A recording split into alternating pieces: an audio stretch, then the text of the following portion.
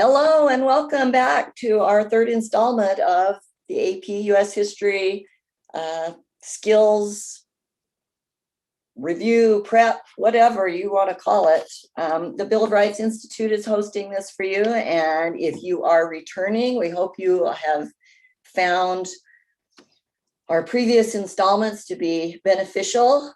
I would assume that that's why you're coming back. We're happy to have you. Hopefully you're inviting friends and maybe your cousin that lives across the country that's prepping for this test. Hopefully you've found out that our whole goal here is to help you be successful. We have no other agenda here than to help you be successful on the AP test. Please get active in the chat, post your questions. And the other thing I would like to encourage you to do today is in the chat, let us know how many of your teachers are using the Bill of Rights Institute's webpage, the Life, Liberty, and Pursuit of Happiness textbook, any of the homework helps. We want to hear from you about those things. So let's get started. I'm going to introduce Mr. Daniel Jocz. I think he's done a phenomenal job for you guys. Give him a thumbs up, shout out, yay. Be proud of the public school system in Los Angeles who's produced him.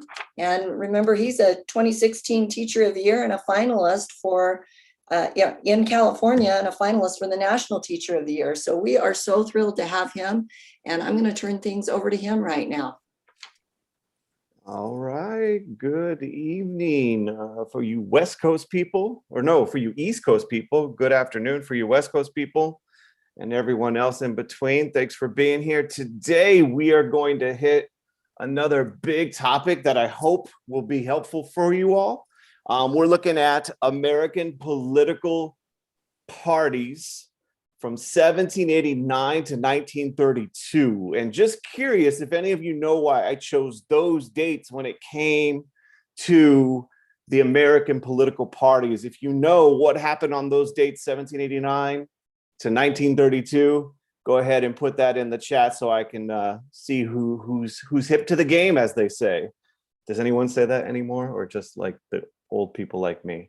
To start us off, I'm going to give you all, I think it's in the description, but just in case you haven't opened it up, there's a link right here, which has a whole bunch of resources. I spent some time looking over the key concepts, and by the end of today, we're going to be looking at the first two-party system in American life. There's some key concepts that we're going to be examining. We're going to be looking at the second two-party system in American life, which is the Whigs and Democrats. And if you don't know that, don't worry. I'm going to tell you some stuff that'll hopefully help you. Then we're going to kind of fly through a whole bunch of drama, sectionalism, and beef over everything from tariffs to slavery to who knows what. Third two-party system, which goes from 1854 to 1890s. And then we're going to kind of close out at the end of this particular period, all the way up until 1932.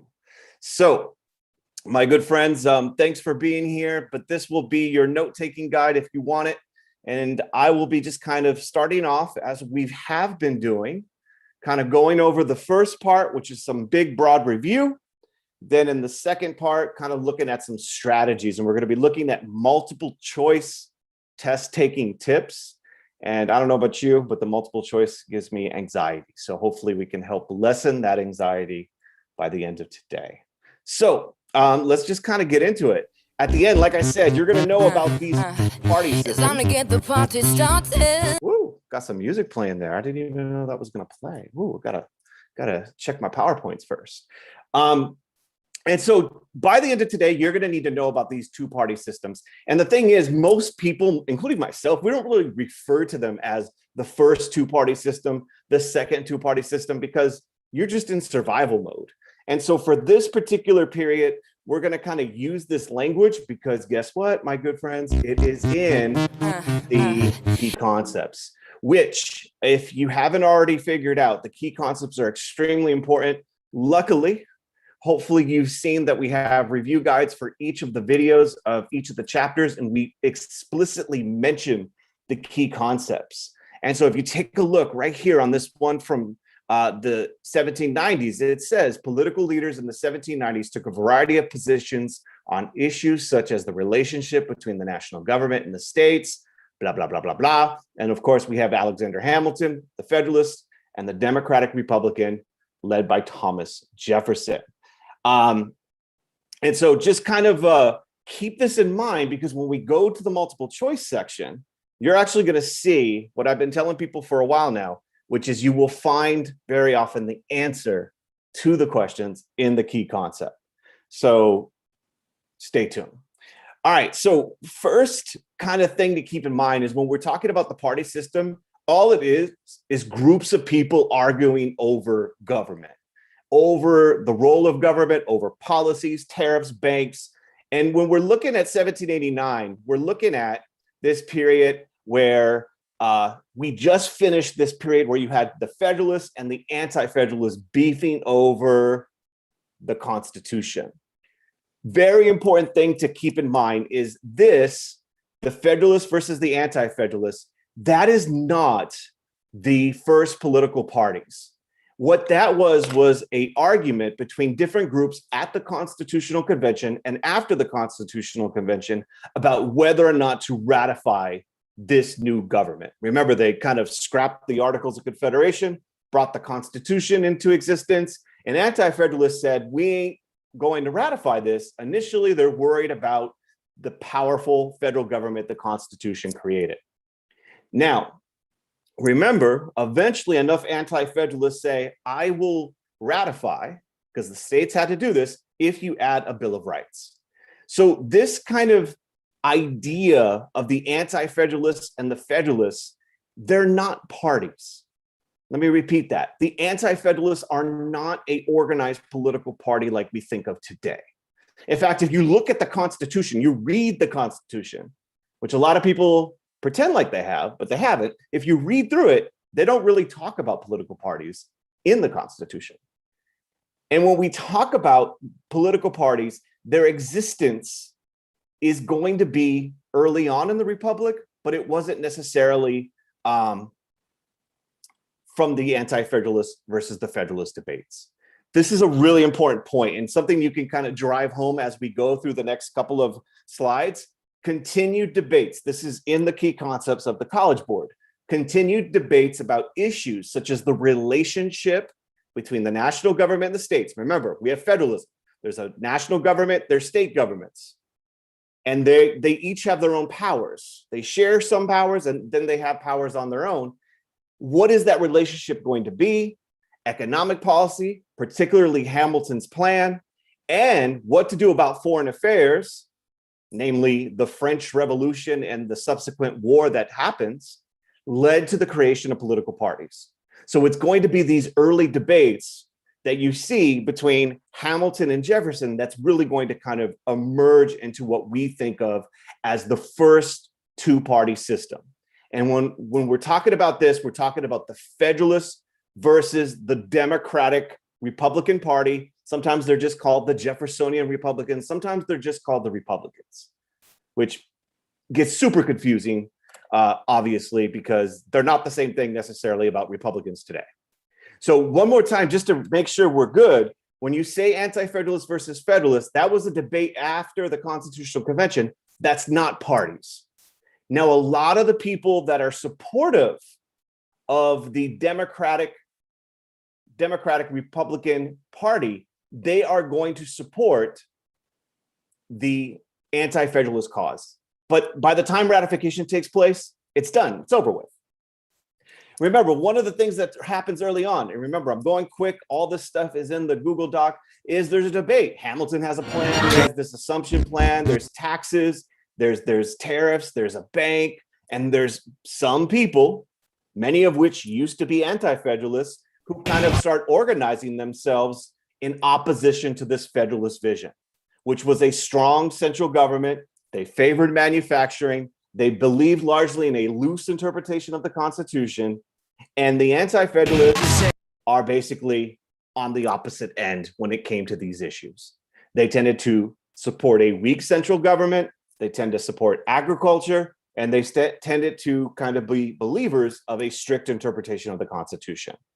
They are not fans of Hamilton's plan. And when it came to the French Revolution and Washington's proclamation of neutrality, that also divided these two sides. So when we talk about the first two-party system, we're talking about the Federalists and the Democratic Republican Party, which was led by Jefferson. Now, in terms of George Washington, this, he tried to stay above the kind of political fighting that took place, because remember, at this time, Jefferson's in his cabinet, Hamilton's in his cabinet, and they're beefing with each other. Y'all watch Disney Plus, you know what happens in the musical. There's a lot of beef that goes on between these two individuals, and as a result, their parties emerge. Now, a big moment happens in 1800, which comes referred to as the Revolution of 1800. And that's significant in terms of political parties because it's the first peaceful transition between political parties in the new republic. Meaning Adams, who was running for re-election, loses. He's the Federalist, he's the incumbent, and he loses to Thomas Jefferson, who represents a different vision for America. And so the Federalist Party is on the decline. There's a lot of reasons, we won't get into them here, but basically what this ushers in is this kind of transition, the first peaceful transfer of power, and the Federalists are kind of fading away. They support they oppose the War of 1812. Some of the more radical Federalists are involved in something called the Hartford Convention. They were losing support anyways because of unpopular decisions like the Alien and Sedition Acts. And the first two-party system is going to end by the time of the post-War of 1812 era. And so that first two-party system ends, and you have this brief moment, anyone know what we call it, where there's only one political party? And it kind of, roughly 1816, 1817, 1818, that's kind of this period that there's no other major political party. It's only the Democratic Republican Party. And this period is, of course, known as the era of good feelings. There's a bit of a delay, so I don't know if any of you got it right, but if you did, pat yourself on the back. Oh, look at you, Eunice. I see you. So the era of good feelings is kind of this period where there's only one political party. It's the Democratic Republican Party. Now, here's the thing. They love asking essay questions or multiple choice questions about this. It's not really an era of good feelings because even though there's only one political party, they're beefing with each other about things. Should slavery be extended to a place called Missouri? What should we do about funding transportation improvements? What should we do about, this guy named Andrew Jackson who wants to be president? And remember, in 1824, another big moment happens when Jackson feels in the election of 1824 that he gets kind of screwed over, to say it for lack of a better word. He was the guy who got the most votes, but because he does not have the majority of the Electoral College, because there's a bunch of people running, he doesn't become president. And what ends up happening is you get the emergence under Andrew Jackson of this second two-party system. And the thing about it is there's no official start date when it comes to these things. Jackson, after the election of 1824, feels like he's been wronged. And there's this moment where you have, and it gets really confusing, and don't get too worried about it, the National Republicans are running. And those are the people that kind of have very similar views to the Federalists, although they're not necessarily Federalists. And Jackson starts to organize with his buddy Martin Van Buren. If you ever seen a picture of him, he kind of looks like a Wolverine's dad or something. But he's running, kind of put together this party known as the Democratic Party. And the real big thing that's going to bring people together in this new party that forms, the Whigs, is going to be opposition to Andrew Jackson. And the big issue is going to be his policies with regard to the bank. Jackson's an interesting figure in American history. He's full of these contradictions, as are many historical figures. And his presidency is going to spawn literally the birth of a party known as the Whigs. And this is a point of view of the Whig believers or the Whig supporters. They saw Jackson as kind of like a king. They took that name, the Whigs, because the Whigs were the ones who were in opposition to the king back in the day. And they said because Jackson was using the veto numerous times, more than any other president up until this time, that they kind of accused him of being King Andrew. Now watch what happens here. And this is all in your Google Doc. The second two-party system is the Democrats. They believe in these things. Those are the people that are riding hard for Andrew Jackson. And then you got the Whigs who believe in these things.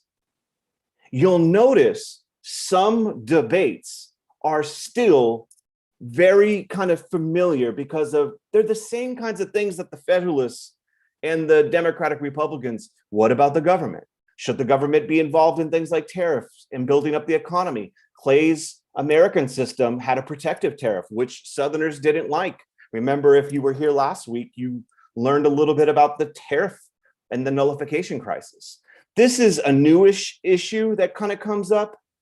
And I'm not going to spend too much time on it, but, Whig supporters tended to be supporters of some of the reform movements.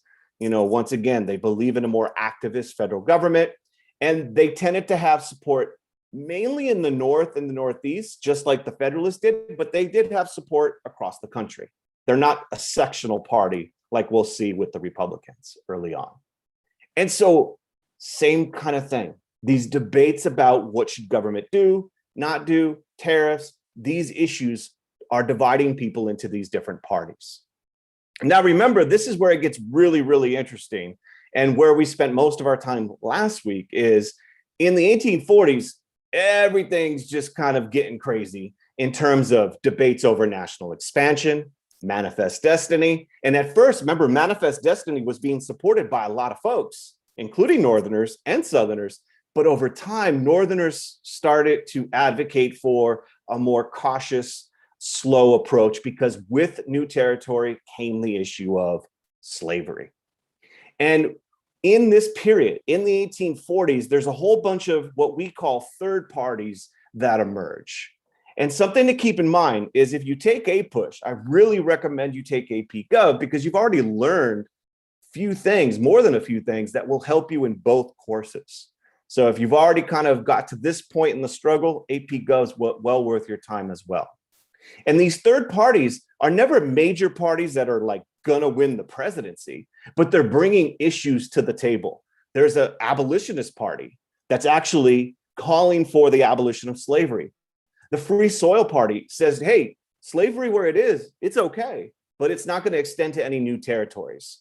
And then you get, of course, everyone's favorite because they have a very peculiar history, the Know Nothing Party. The Order of the Star-Spangled Banner, as they were called, which was a nativist party. They're really worried about this huge increase of immigrants coming in from places like Ireland, especially Ireland, but also Germany. And so you have all these third parties that emerge during this period. Now, what ends up happening is the Whig Party finds itself in a big beef over, you guessed it, the issue of slavery. And the second two-party system is going to end. That is the Democrats and the Whigs, because largely over Kansas-Nebraska Act. And so this kind of, once again, there's these parties are struggling to keep their organization together. And remember what happened with the Kansas-Nebraska Act. It wasn't necessarily just some plot with regard to slavery for Stephen Douglas. He's just trying to get himself a choo-choo train to go through Illinois and go out to the west. But what he does not anticipate in his proposed Kansas-Nebraska bill is he's actually going to remove the deal made in 1820, the Missouri Compromise, because he would open up two new territories, one Kansas, the other Nebraska, and those territories, the future of them would be decided by popular sovereignty.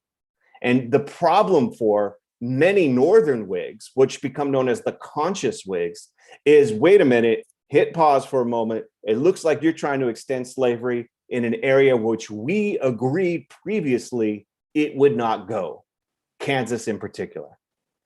By bringing up this issue of popular sovereignty, it completely tears apart the Whig Party and the Democratic Party, as we'll see in just a moment. There's a big debate in Congress. Southern Whigs are like, yep, let's do this. Let's support Kansas-Nebraska. They join many Democrats to vote for the act. And many Northern Whigs, as well as some Free Soil Democrats, vote against it. We're not supporting this. And in the end, the Whig Party falls apart as a result of this sectional division, and the Republican Party would emerge shortly thereafter. And so that's a very important kind of thing, because as these parties fall apart nationally, their supporters are still looking for candidates and agendas and platforms that will give their values voice. Now I'm going quick. Chat's a little quiet, folks. So check in, let us know if there are things, does this make sense? Or you're like, oh yeah, I remember this, this was good. Back in the day, I remember that. Now, what really goes down is the Republican Party forms, and it's a whole group of people coming together. It's Northern Whigs, it's Free Soilers, it's former Liberty Party abolitionists, because the Liberty Party doesn't last very long. It's some anti-slavery folks. It's a whole bunch of people who are in opposition to the Kansas-Nebraska Act. And one of their earliest kind of principles as a party is to stop the spread of slavery in the territories. That's kind of their goal. They also happen to believe in tariffs, the federal government providing subsidies for railroads. So they have other positions as well. And what happens after Kansas, Nebraska is you have a whole bunch of madness going down in Kansas. And we kind of covered it last week, so I'm going to kind of quickly go through it. Remember, a whole bunch of people, pro-slavery and anti-slavery people, go into Kansas. You have the sack of Lawrence, Pottawatomie Creek. You have a civil war going on. The events in Bleeding, Kansas, along with Dred Scott, along with Charles Sumner getting hit, along with all these other things, lead to the Republican Party growing. Then you get the third two-party system, which is basically the Republican Party and the Democrats. Don't get it twisted. This does not necessarily mean Republicans today or Democrats today, because the parties are ever evolving. And so you'll learn about those shifts in AP government in way more detail, but at least the names are somewhat familiar for many folks. The big moment, though, during this is Republicans have a lot of success early on, surprisingly. They emerge in the late 1850s, and by 1860, because the Democrats are divided between Northern Democrats who support Stephen Douglas and Southern Democrats who support John Breckinridge, Lincoln is able to win the presidency without getting a majority of the vote, of the popular vote. And by 1860, what we see is Lincoln wins. He gets the constitutional requirement of the electoral vote, but he does not necessarily get the majority. As you could see, he doesn't even break 40%.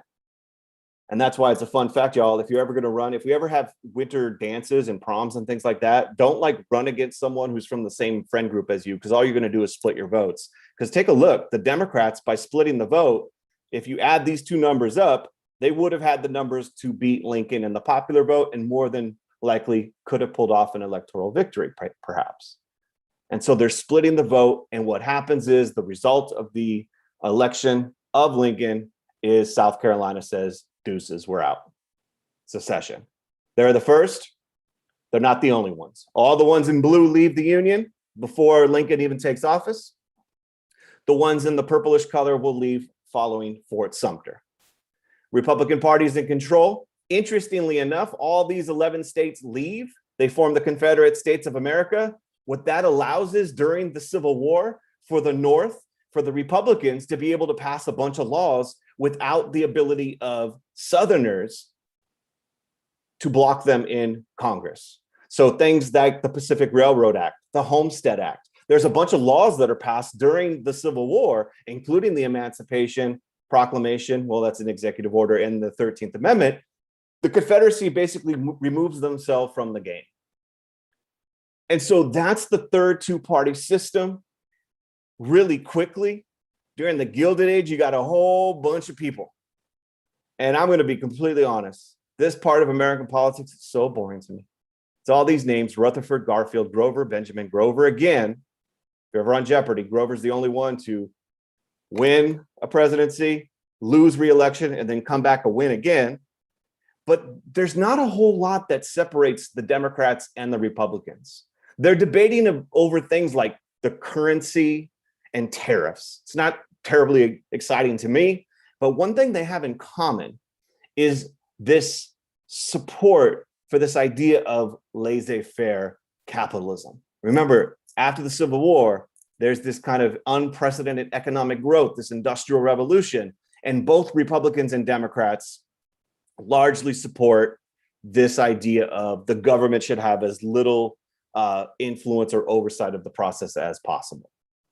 And so this is a big part of this particular period. And if we go right here, this is kind of where we go in first two-party system, second two-party system, third two-party system. The reason why 1932, and I'm skipping some stuff because I want to get to the multiple choice kind of review, is this. And let me actually go back to our document here. Y'all got your document? Yeah, document check in the chat. Who's got the document? Everyone bring up the document. Let me kind of scroll. Let's scroll together. So we got the second two-party system. Like I said, a lot of this stuff, you'll kind of see it.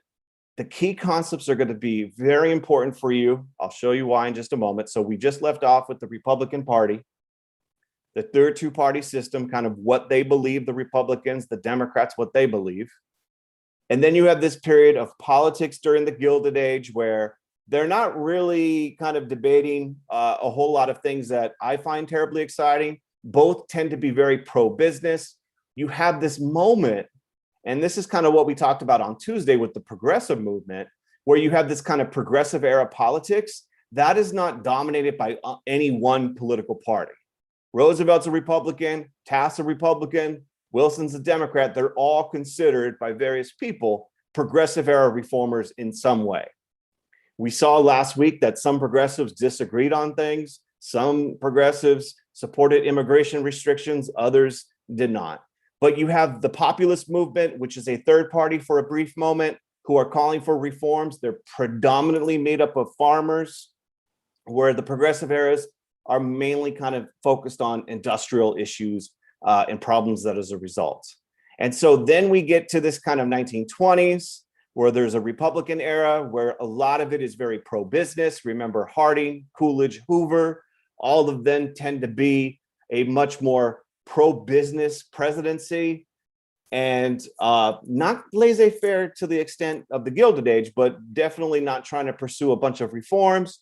1932 is a huge moment because that's when we get Franklin Roosevelt and the New Deal, which is going to radically change the kind of platform and views of the Democratic Party. And I'm going to stop there in terms of the quick overview, because Roosevelt, like I said, when we looked at the progressive movement on Tuesday and the New Deal is going to have some contradictions as well. It's going to do things to help out African-American citizens. At the same time, it's going to ignore and worsen some problems when it comes to racial issues in America. Nevertheless, Black voters are going to flock in huge numbers to the Democratic Party, and there's going to be a shift from the party of Lincoln or the Republican Party to the Democratic Party. And so this debate between the Republicans and the Democrats really kind of symbolizes this shift. Let's take a look at some multiple choice questions. While I'm getting ready, please let me know if you have any questions. In the chat, is there anything that you'd like me to kind of circle back to? I just said hi to you in the chat just because, but I want to go to the multiple choice.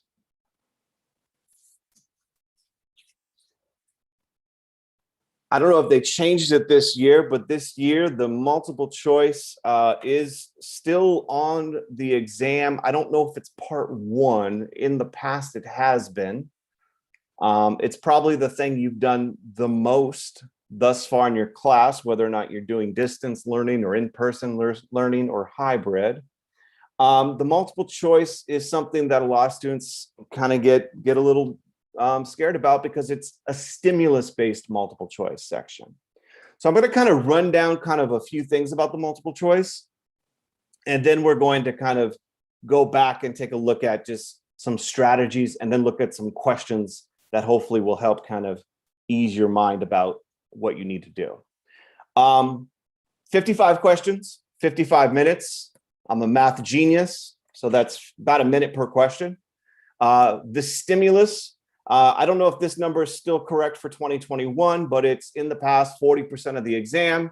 And when I say stimulus, we're talking about things like very often it's a text, where it'll be a primary source. It may be a secondary source, but it's usually a written text, but it can also be a picture, a graph, a political cartoon, map. It could be a whole number of things. And the reason it's a stimulus-based question is you'll have one of these types of stimulus, and then you'll have to answer usually around 3 to 4 questions that are dependent or require you to think about the stimulus as well as what the prompt is asking you. So it's challenging. All of them are going to test not just your content knowledge. So there's not going to be a question about what year did the War of 1812 happen. They're not going to give you something like that. There's not going to be, some sort of question about how long did the 7 Years' War last. None of that's there. It's not simple recall. It's going to be testing. Can you talk about or understand the long-term, short-term causes of historical events? Can you compare what is similar and what is different between a historical event? Can you provide the context for the historical event? Can you tell me what changed and what stayed the same as a result of an event or a phenomenon? And can you recognize bias? Can you hip the document? If it is a document, can you tell us historical context, intended audience, point of view, purpose? Can you do these things? And that's really what this part of the exam is doing. And it's pretty tough. In fact, one thing to keep in mind is this is not a normal multiple choice test. You could pass the multiple choice section getting as low as 60% correct, as long as your other sections, the DBQ, the SAQ, if you're taking session 1, the LEQ, if those are done pretty well. Every year the exam scores kind of fluctuate, but you're not expected to get 90% correct. If you can, sweet. If not, you still have hope. Here's what I'm telling people to do, and I've been doing it for a while, and it's paid a lot of dividends, and my students have done pretty well. First step is you're going to read the question before reading the source. Some teachers disagree with this. This is my strategy when I take these things, and if it doesn't work for you, you can modify. But I like to read the questions before diving in so that I know what I'm looking for as I'm going through the source. Next step is to source the stimulus. What's the date? Does it give you any clues about what's going on? The author, maybe there's something that rings a bell. If it's Hamilton, maybe he's going to be talking about his economic plan. The title, kind of see what the source is all about. Then you're going to read the stimulus. This part's really, really important because you don't need to be an expert on the entire stimulus. Chances are, especially in the older documents, you're going to look at it and you're going to be like, I have no idea what it's saying. As long as you can get the big picture, the gist of it, you'll be okay most of the time. So read it with an understanding that you don't need to know every word or know every meaning behind every word in the prompt. Next, you want to kind of eliminate ridiculous answers. And you'll see once we start doing some samples why this is important. You only have 4 choices. So if you can eliminate 1 or 2, you dramatically improve your odds of getting the correct choice, even if you're guessing. And then finally, you want to try to answer and pick the answer that works. Please do not leave any blank. You do not lose points. Back in the day, you could actually lose points for answers. So there's no penalty for guessing. You should not have any blank. So use your time wisely so you don't, even if you guess, you have a 25% chance of getting some correct. So let's take a look at one in particular. And I'm going to start with a stimulus that's not written for the sake of our sanity. But this one is a very interesting stimulus, and it kind of connects to last week's topic and this week's topic. And this is going to be kind of weird with the delay, but hopefully this will work. So I'm going to kind of talk you through, because I don't want to kind of sit waiting for responses, but I'm going to kind of talk you through what goes through my head when I'm looking at each prompt, kind of give you a sense of, my thought process. And in the chat, just kind of let me know if there's things that you are seeing, or if you would have thought or guessed the same way. So this first one is a stimulus based on an image. And it may be an image it may not be, but they'll usually give you a source. So this one says the questions refer to the late 19th century photograph by journalist Jacob Riis. Okay, so there's a photo. Now I may or may not know what that photo is, but it looks like a whole bunch of people. They ain't camping, but maybe they're in a tenement or some sort of urban slum. But once again, it's not terribly important. We take a look at the question. Conditions like those shown in the image contributed most directly to which of the following? Okay, so it does not look to be a very, extravagant or wealthy lifestyle. Does appear to be kind of addressing poverty. So if you start looking at your choices, and this one, thankfully is not some big source you have to read, but you may get those. The passage of laws restricting immigration to the US. My first thought is, okay, well, this is a really crowded condition, a slum. Maybe people were worried about overcrowding, urbanization. Maybe A could be correct because, if people see this, they might be worried about, the huge numbers, the millions of immigrants coming in from places all over Europe and the rest of the world coming through Ellis Island. So maybe it has to do with immigration. So I'm not going to cross that one out yet. B, an increase in progressive reform activity. Okay, that looks good too. Now we got two that look good. I do remember my teacher taught me something about Jacob Riis, but I don't remember because I was like watching a TikTok or something, so not sure there. But yeah, maybe he was one of those muckraker guys. Maybe he took pictures to make people angry. I'm not 100% sure, so I'm not crossing out B either. C, a decline in efforts to Americanize immigrants. I don't really remember that happening. I remember there was that lady, Jane Addams, with the Hull House, and she taught English and provided services. I seemed like it's always been an expectation that immigrants would come here and then eventually they would assimilate, the melting pot. So I don't know if C's right. I'm not going to get rid of it yet, but it's not my favorite answer yet. Indeed, the weakening of labor unions such as the American Federation of Labor. I do remember the labor unions struggled during the Industrial Revolution. They kept getting defeated by companies, but I don't know how this picture would help prove that point. If I'm doing this and I'm doing this quickly, obviously I'm kind of exaggerating my thought process to kind of get you hopefully to internalize it and do it yourself in your own way. But I've read the question, I've sourced it, it's Jacob Riis, I read the stimulus, or I looked at the picture. I'm getting rid of C and D and I'm looking at A and B. And you know what? I do remember slightly Jacob Riis and muckraker, and he took pictures to expose, he was that other half live guy, I think. How the other half lives, it's B. The answer is B. Now, you don't even need to know Jacob Riis to be able to do this, but it helps. And so one of the things to keep in mind, and the good things about the multiple choice section, is just being able to kind of process of elimination. Let's take a look at another one, same source. So this question is, the conditions shown in the image came about most directly as a result of, okay, we got some choices again. So once again, I think it's important to kind of go through them. Low wages earned by workers in the late 19th century. Well, that would make sense. I mean, I don't know if you ever counted them, 1, 2, 3, 4, 5, 6 people in the frame. Who knows what's lurking around over on the other side, but there's 6 people.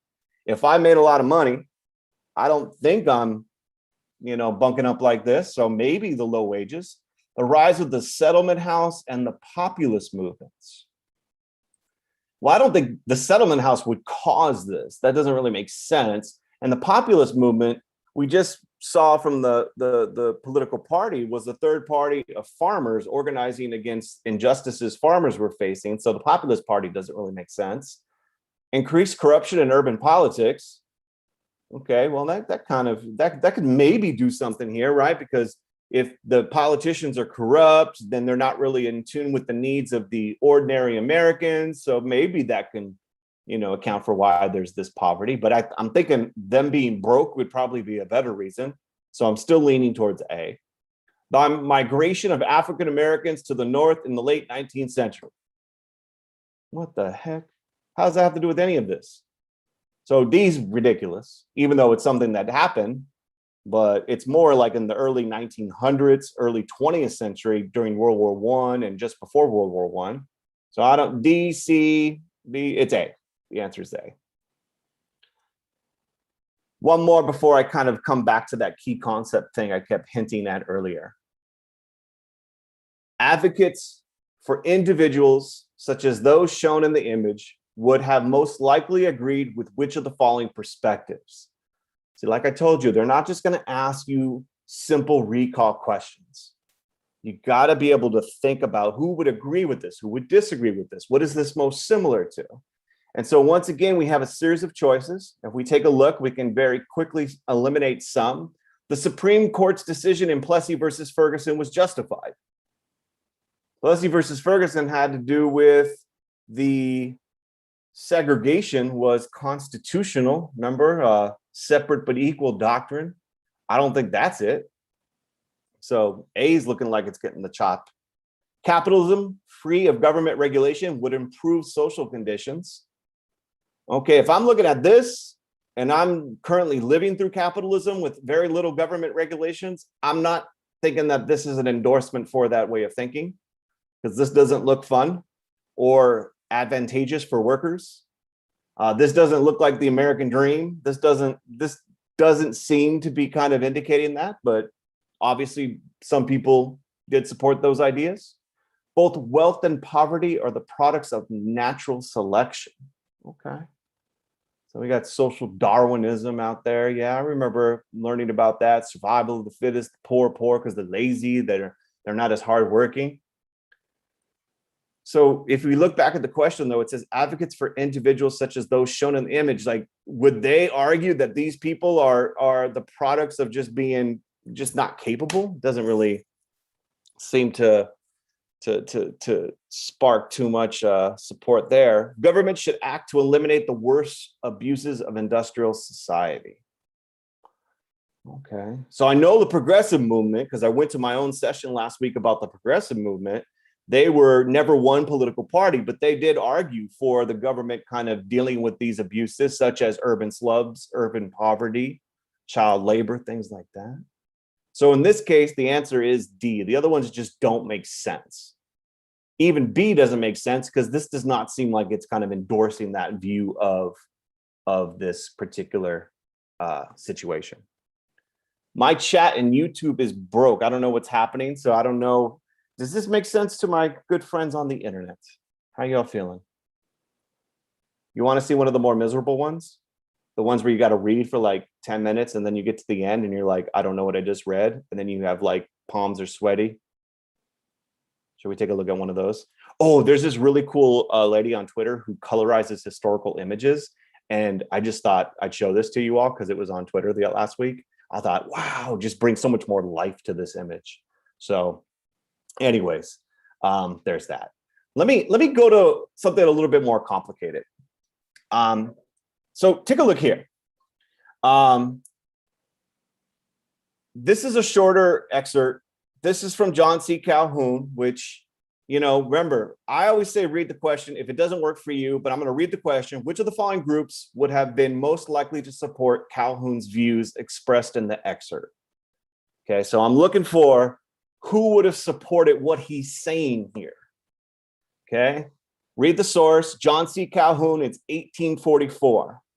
That doesn't ring any bells in my head. I'm a history teacher, but history is not just memorizing dates, but sometimes the dates. So this is, you know, maybe you remember some dates. 1828 was in that tariff stuff, and 1830, early 1830s was the tariff beef. This is before the Mexican-American War, John C. Calhoun. Okay, so nothing really obvious coming at me in terms of the date, but we do know Calhoun was the state rights guy. He was like, you know, thumbs up for slavery and stuff. So maybe that's a clue, maybe not. Okay, so let's take a look. The condition of the African race throughout all the states where the ancient relation between the two races has been retained enjoys a degree of health and comfort which may well compare with that of the laboring population of any country in Christendom. And it may be added that in no other condition or in any other age or country has the Negro race ever attained so high an elevation in what? In morals, intelligence, or so. Oh, John C. Calhoun, he did this again. Okay, y'all. We need to unpack this one. And I wish we were more live so I can kind of get some of your vibes here. John C. Calhoun is saying that slaves or the African race is enjoying a degree of health and comfort, and you could compare that to working people, so free labor, people who work for their wages in the Lord's kingdom. And the Negro race is ever high in elevation, morals, intelligence, civility. So basically, this kind of looks very much like the argument that some slaveholders had made, which is that slavery in some ways was more of a positive good and actually was more beneficial than the white workers of the North. And that Southern slaveholders were uplifting and cared. There was a paternalistic relationship between slave master and those who were enslaved.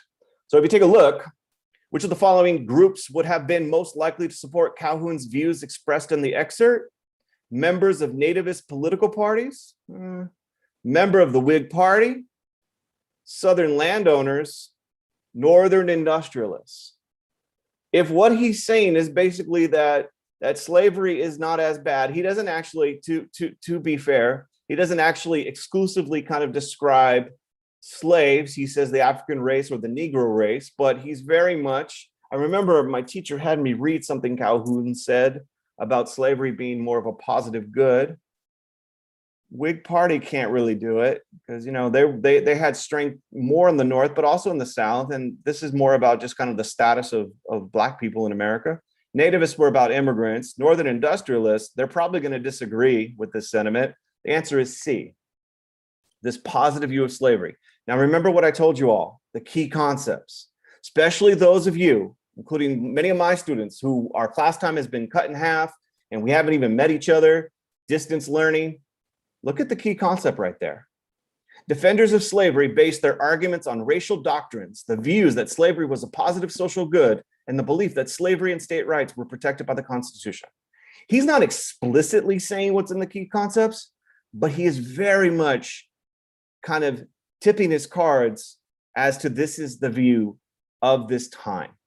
And that's part of the things that the College Board says you need to be able to demonstrate an understanding.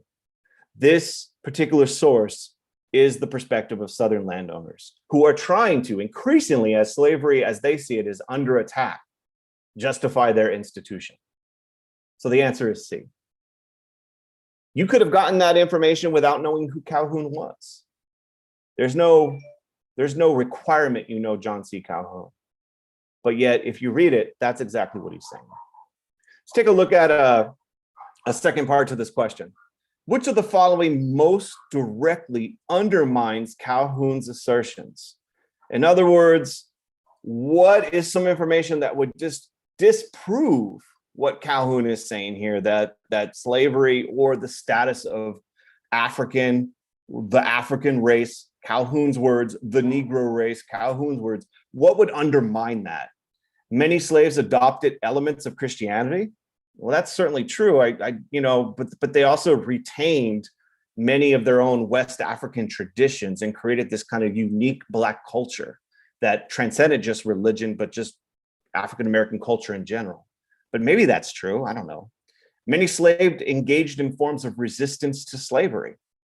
Well, that would be a pretty strong undermining if people are resisting slavery, not just by running away, but by slowing down your work, by faking illness, by doing all the subtle things that slaves did do as a form of resistance. So B would be a good possible choice.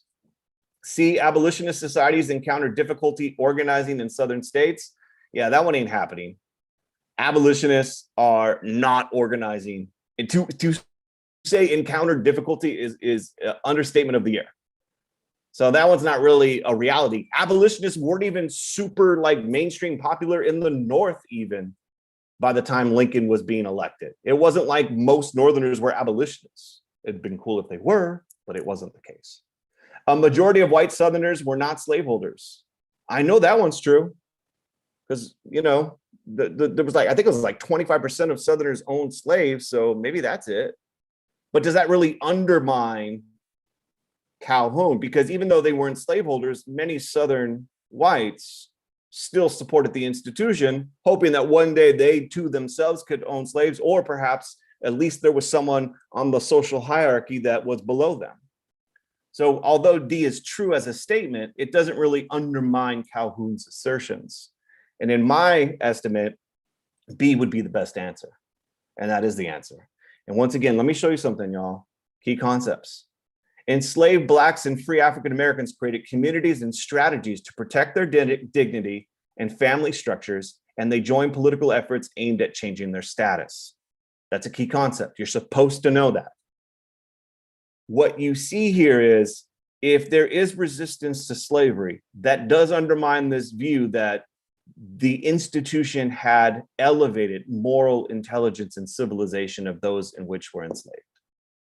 And so I'm not saying you should go stare at the key concepts from now until May, but you should at least be familiar with the big concepts that are in them and how it relates to the history that you've spent all year trying to learn. Let me give you one more from Calhoun, from his source. Usually there's 3 to 4. In the 1840s and 1850s, the views expressed by Calhoun most directly contributed to, okay, so what did these views lead to? The United States acquisition of new territory in the West. Okay, that we did get territory in the West. I do know that to be true. That could possibly be it. Increased sectional divisions between the North and the South. That happened too. So A and B look good right now. The development of sharecropping and tenant farming in the South, nah, that's after slavery's ended. So that's what starts being created in the South once the 13th Amendment is ratified and enforced. The rise of voluntary organizations to promote religious reform. Well, it does say Christendom. I don't even know if I'm saying this right. Christendom. Well, maybe it's that, but I don't know. Just because that one word, no. Between A and B. Now, here's where it gets tricky. Usually there's 2 you can throw out. They're just bad. And so 4, usually you can get rid of 2, and then there's always 2 that seem really good. And you're going to agonize over which should I bubble in. Or if you're taking it online, I guess you'll click. And there's so much second guessing that happens there. More often than not, your first gut instinct is correct. When we do the Scantrons in person, when we used to, go to school in person, for those of you like us out in Los Angeles, so often students would bring their Scantron up to me all erased. I had the answer right the first time. Yep, trust your gut. We got those instincts, y'all. This one is saying the views expressed by Calhoun most directly contributed to. So him saying that basically Black people are in a better position than, the white workers of other parts of the country, I don't know that that's going to necessarily lead to new land. Although that did happen, it's not contributed from views like this. The answer is B. And once again, let me go back to those key concepts. Here's another one. The North's expanding manufacturing economy relied on free labor. He's using that laboring population in contrast to the Southern economy's dependence on slave labor. Some Northerners did not object to slavery on principle, but claimed that slavery would undermine the free labor market. As a result, a free soil movement arose that portrayed the expansion of slavery as incompatible with free labor. So many of the people who were against slavery expanding weren't necessarily against it for moral grounds. Once again, would have been cool if that was the case, but it was about this protecting of free soil for free labor. And if Calhoun's kind of justifying the existence of institutionalized racism to defend slavery, that's going to contribute to this kind of very different view amongst Northerners who relied on free labor. One more time, for those of you in the cheap seats way in the back, looking at those key concepts, not always, but oftentimes you can see it in the answers on the multiple choice section. And so when you familiarize yourself with them, you put yourself in a position to sometimes, even if you don't understand the stimulus, to be able to sometimes kind of guess what the correct answer is. How you feeling all out there? I got a whole bunch of these, but I know time is short and it's hard to do stimulus-based multiple choice questions over a very laggy internet. live stream. Any questions I can hit the answer. I got a whole bunch here all about parties. I want to bring you the Republican Party while I'm kind of going through this. If you have any questions, go ahead and post them. Let's just kind of look at one more, and then if there's any questions, I'll come back to it. This one's actually the platform of the Republican Party.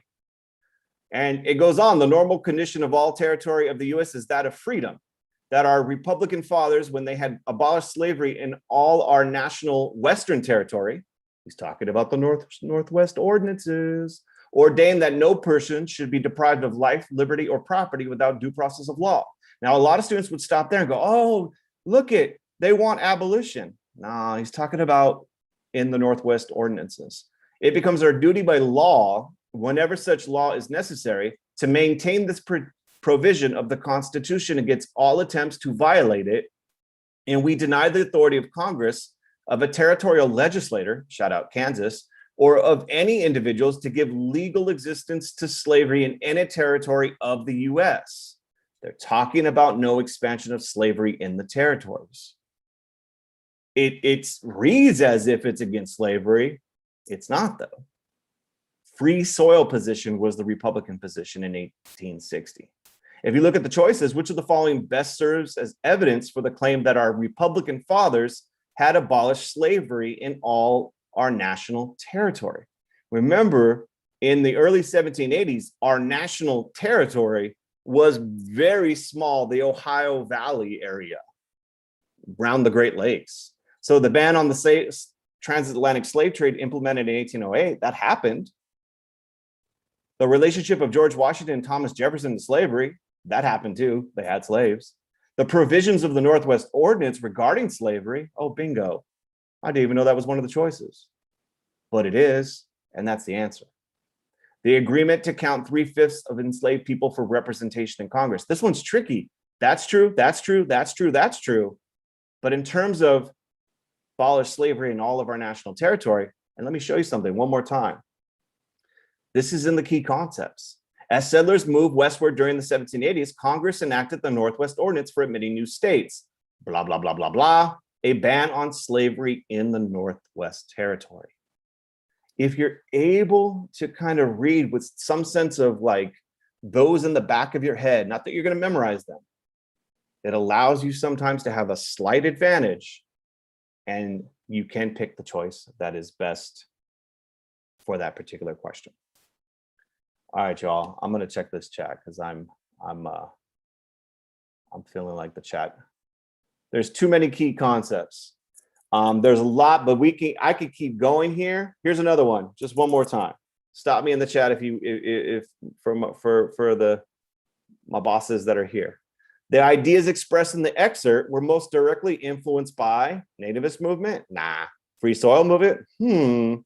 Texas independence movement? Well, they've been independent and they got annexed in 1848. So nope. Temperance movement? Reading all these stimulus may cause a need for the temperance movement, but it actually is, one more time, B. Going back, let me show you another key concept. Abraham Lincoln's victory on the Republicans' free soil platform in the presidential election of 1860 was accomplished, blah, blah, blah, blah, blah. The answer is B. This method is not foolproof.